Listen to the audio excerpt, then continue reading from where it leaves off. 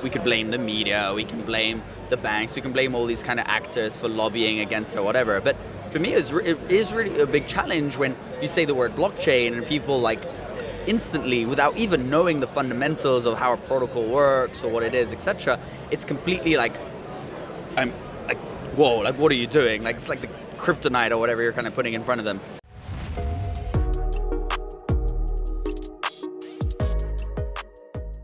What is going on, Ada Nation? Welcome to Dapp Central. My name is Fareed. To my left, I've got Sherez Ahmed here representing himself, but he's also a speaker here at the Cardano Summit. Sherez, let's maybe just kick things off with an introduction about who you are and what you do. Fantastic. Thanks so much for having me on the show. My name, as you mentioned, is Sherez Ahmed, managing partner of Storm Partners, the leading European professional services firm. We help a variety of Web3 projects in the space, and also Web 1, Web 2 companies that are looking to enter into the space as well. It's been an industry that I've been a part of now for the past 7 years, heavily involved in developing out the Swiss ecosystem, which has proven to be one of the most stable from a regulatory standpoint, and which is the home to the Cardano Foundation. So that's kind of what has brought us here, having been an early contributor to Cardano, invested in many of the different projects, and also we've supported a lot of the projects. We just supported most recently the launch of the Cardano Spot that came out, and yeah, it's just been a great community here at the Cardano Summit. It's been my third year, 3 in a row, speaking, engaging the community. So yeah, looking forward to providing some insights on my experience. Yeah, I think we're going to maybe try to do this in 2 parts. Maybe we talk a little bit about your personal experience, and then maybe towards the latter half we can talk a little bit about Storm and what you guys do from a business perspective. So being an early contributor to Cardano, what have you noticed has evolved in terms of the good, and then what are you looking forward to next? Yeah, I think, look, let's say the good, the bad, and the ugly. I mean, there a lot of emotional cycles that go through when you have a token-based project and you go from a few cents to kind of a dollar and then back and forth. And I think often it can be seen as a dual-edged sword when if you look at traditional industries, an IPO happens after 7 to 10 years. In the crypto industry, an ICO happens 7 to 10 months, right? So there's a lot of stress, if you want to say, on the protocol or the project itself to make sure they're all ready to kind of release to the community, and then it's kind of out into the wild, right? And I think the Cardano community has done a really good job at supporting the foundation and, let's say, the leadership of the Cardano kind of side, support in building that out. We've seen a lot of communities a little bit turn their back to kind of the leadership and be like, well, we're not happy about what you're doing, and that reflects in various formats. But what I've seen kind of as a constant over these past 3 years at the various summits, seeing various Cardano of the community in person, but also online, is that they're very driven by what is happening, and they have the ability to give a certain perspective around the developments, but they're quite aligned with how the leadership is going. And I think that will really prove in the coming years to be, I think, a driving success for Cardano, is keeping the alignment between what the community expects, wants, and desires, and how the leadership team is able to kind of drive that forward. Yeah, wonderfully said. I think one thing that I've come to realize is that we do need the leaders, but the leaders also have to be receptive of what the community has to say, right? Now, granted, the community isn't always right, and I think it's the same way for the leaders as well. Sometimes they don't get it right, but it's up to each party to kind of keep the other party accountable and to make sure that their voices are heard in order to get what it is that they ultimately want. Yeah. Now, I want to ask you another question. You have a lot of experience in crypto and Cardano as well. What's one thing that you would tell yourself, looking back, that you now know? What would I do? I think it's a great question. Probably many things. I'd probably buy lower and sell higher. But apart from kind of, let's say, the token based strokes, I think I would have tried to look at it more on the long term. I think people always say, we're early. I've been involved in this space for 7 years.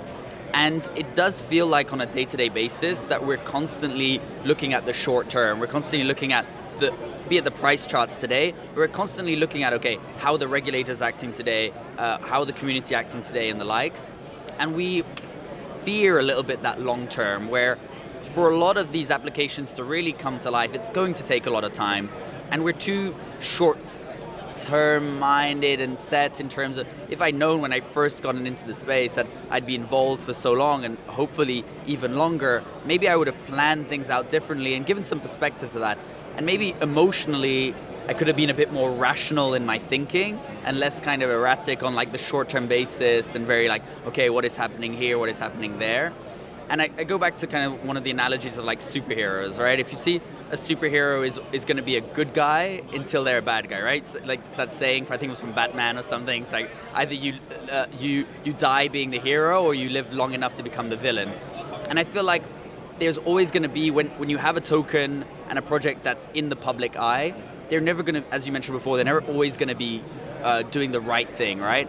And sometimes when you're only looking at the short term, if there's something that's it's subjective, but if there's something bad that happens, you're like, oh, this is terrible, it's the end, etc. But if you're able to stretch that out on the long term, it's just one bump in the road. And I think looking back, if we could give some perspective, and even today at the present, if we can give some perspective to the future and say, okay, these were just bumps in the road that allow us to improve, I think emotionally speaking, it would make everyone a little bit calmer in the space and be able to focus that calmer energy on building instead of the volatility of, oh, there's all these things happening.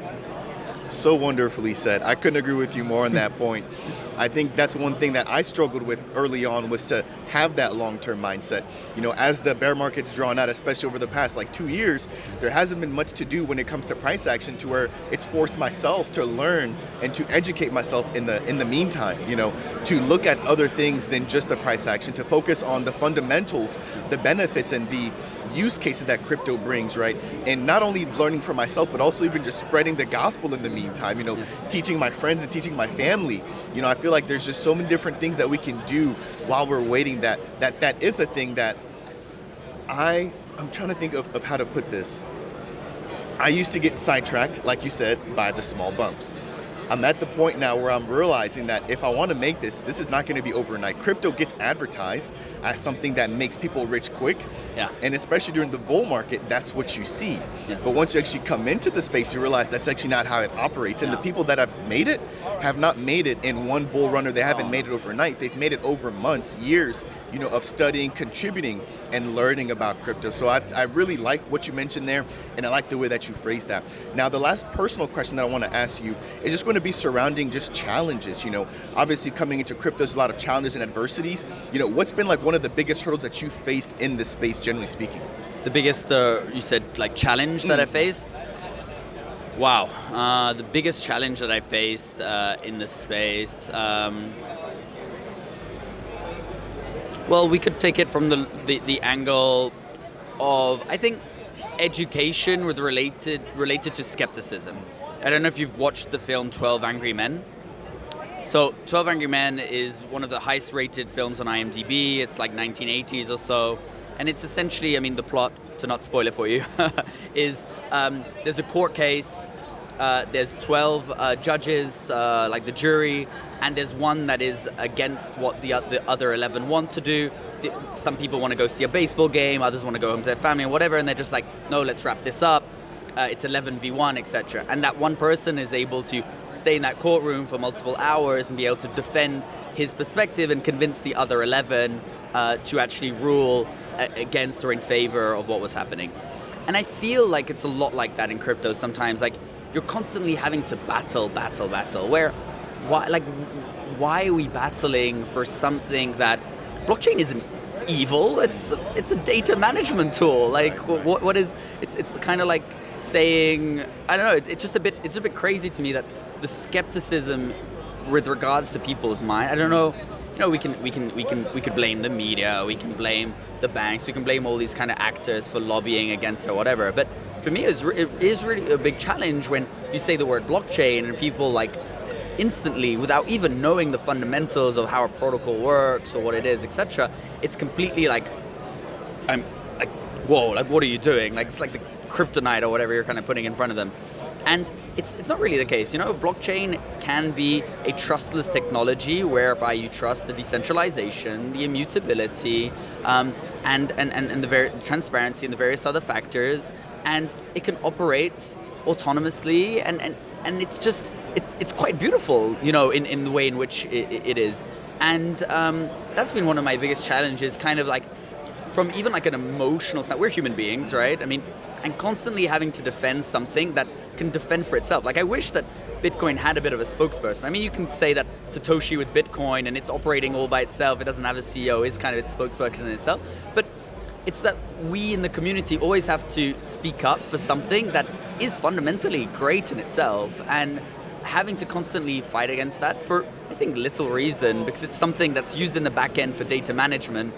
Why should we kind of be about that? So I think that's been the biggest challenge, and I believe that the tide will turn when everyone, all the regulators, the banks, and all these entities that have been a little bit kind of skeptical, or not, publicly have been against, once they have their ducks in a row, I think the tide will change. I think just for the moment they're like, okay, we're not ready, so let's ensure that other people aren't ready yet, and so we can get our stuff aligned, and then they can kind of come in, and we can be ready to bring them in through our filters and our funnels, where blockchain can allow you to come into the funnels without them, and maybe there's the little problem. So yeah, it's a difficult question. I'd say that's been my major challenge, and I think it's a lot of the challenge of a lot of people that come into this industry through one bull cycle, then bear, and the likes, is that they're constantly getting whack-a-mole on the head by various people.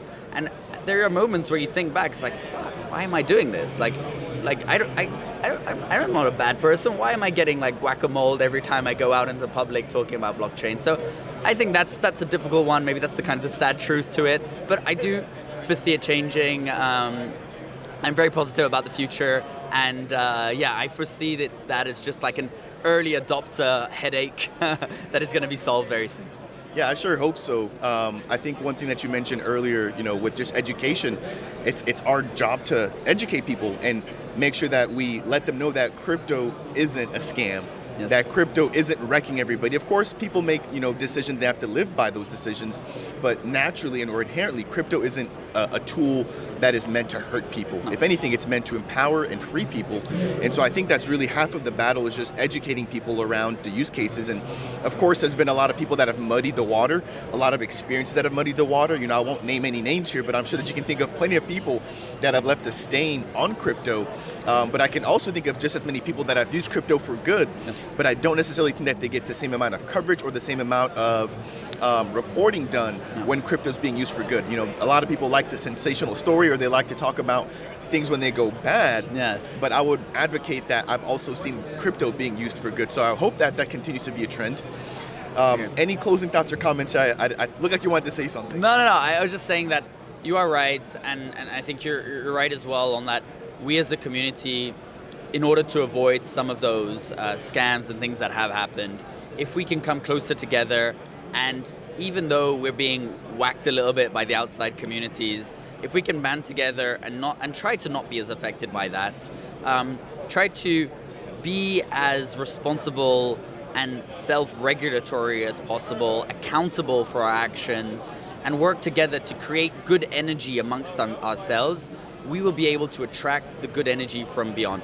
If we bash ourselves and create negativity within ourselves, nobody is going to want to join a negative industry that is, let's say, lowered by the outside world. We need to kind of raise our standards. If we believe that decentralization and the ability for community governance and the likes is better than centralization, we should promote that in the most healthy way possible without toxicity, and by doing that we'll be able to attract other people from out there. So I guess that's my kind of closing statements. Let's stay strong. I think what we're doing is good. I think it's not harming anyone. I think there's a lot of great things that can come from implementing blockchain technology into various processes, and so I'm very hopeful for the future. And it's great to be at the Cardano Summit. Yeah, after that answer, I can see why you've been brought back 3 times in a row to speak here. Wonderful speaker, wonderfully put together. Now, let's maybe just switch gears a little bit as we get ready to close things down. Let's talk about Storm and what you guys are doing. Yeah. I want to, again, get a brief recap of what Storm does, but then maybe just explain, if you can, the process you guys use in order to be able to figure out which projects you guys want to look into and which projects you guys want to support. Yeah, so we want to support projects that are looking at that long term, coming, full circle back to the beginning of what I was saying, that have that long term mindset, that are thinking, okay, how can what I'm building provide utility and value to the community?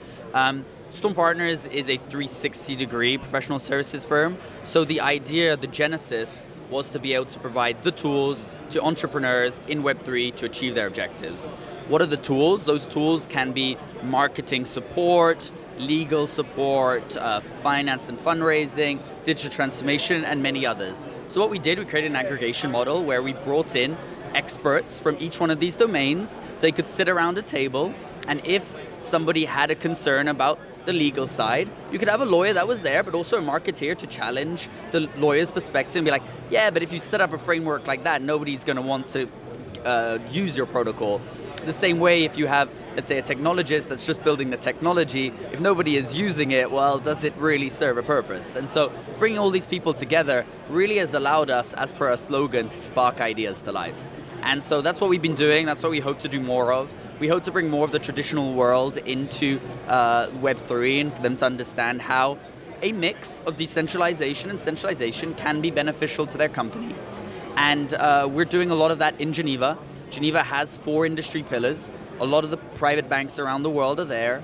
Life sciences with the CERN, luxury watchmaking, and also NGOs from UN organizations.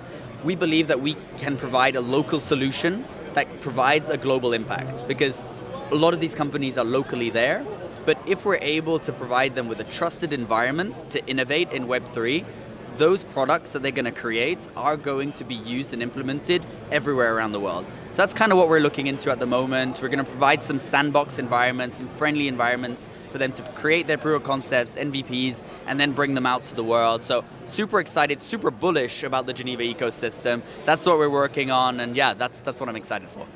That is really cool to hear. Now, I'm not sure if you've heard of crypto accelerators, okay, but do you mind maybe touching on, because it sounds like what you guys are doing is helping projects to spot the gaps, but then fill in any gaps that they may not have seen themselves. Yes. So can you maybe touch on how this is different or similar to an accelerator program?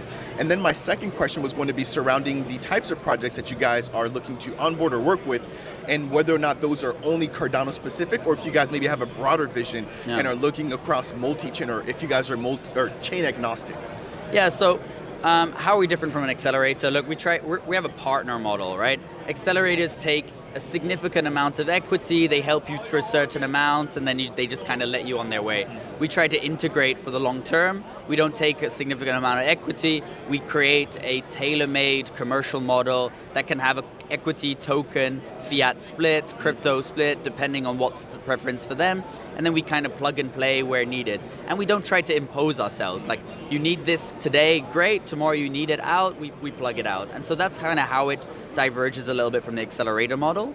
And then, look, we're based in Switzerland. We're neutral, which means we are protocol agnostic. I think that is the best way to move forward. Cardano is doing some great things, but a lot of the other protocols are doing some great things on educational front and many others, right?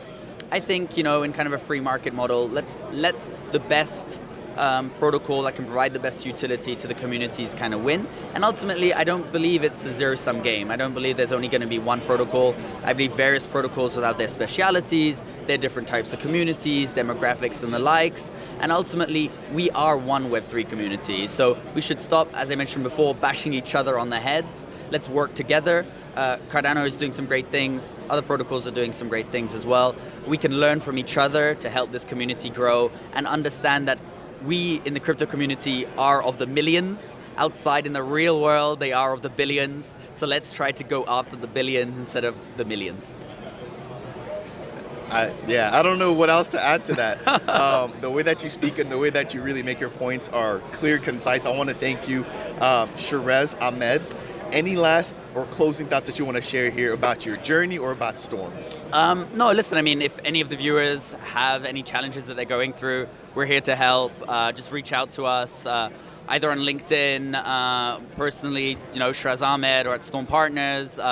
By email as well, contact@storm.partners, you'll find us, our website as well. Happy to even just get on a discovery call, free of charge, just to kind of see how you're doing, how can we help, We love this space. We're passionate about this space. I founded Storm because I was passionate about crypto. All of our team is as well. We're just happy to get on a call and talk crypto. And if there's something that we can do together, great. If there's someone we can connect you to, great.